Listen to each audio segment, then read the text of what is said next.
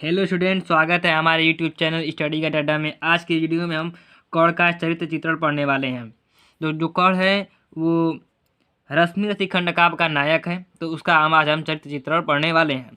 तो कविवर रामधारी सिंह दिनकर द्वारा रचित खंडकाव्य रश्मिरथी का नायक कर्ण है।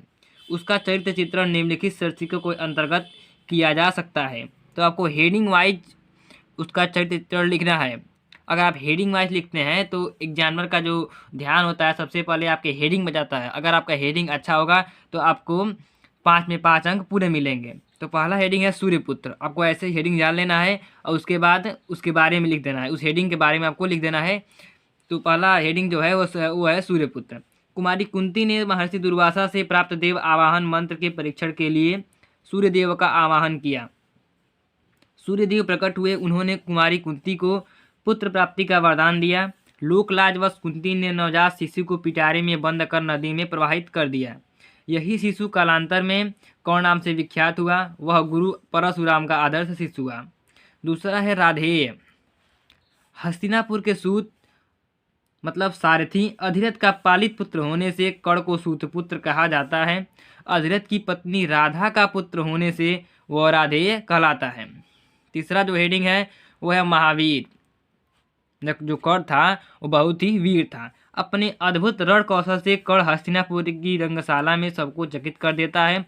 वह अर्जुन को द्वंद्व युद्ध की चुनौती भी देता है। महाभारत में वह अर्जुन द्वारा छल से ही मरता है। मतलब कर्ण इतना वीर होता है कि महाभारत में वह अर्जुन से छल से मरता है। चौथा हेडिंग है मित्र धर्म का आदर्श। रंगशाला में अपनी जाति के कारण अपमानित कर्ण को दुर्योधन के रूप में अभिन्न मित्र प्राप्त होता है। जब रंगशाला में सभी कर्ण का सूतपुत्र कहकर मजाक उड़ाते हैं तो केवल दुर्योधन ही उसका साथ देता है, उसे अपना मित्र बनाता है। वह प्राण देकर भी दुर्योधन के हित में कार्य करना चाहता है।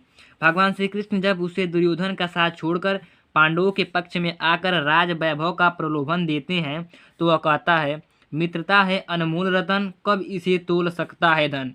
मतलब जबकि भगवान श्री कृष्ण हस्तिनापुर जाते हैं युद्ध को टालने के लिए और श्री कृष्ण भगवान कर्ण से कहते हैं कि तुम पांडवों के पक्ष में आ जाओ, हम तुम्हें पांडवों का मतलब हस्तिनापुर का राजा बनाएंगे। तो कर्ण कहता है कि मित्रता है अनमोल रतन, कब इसे तोल सकता है धन।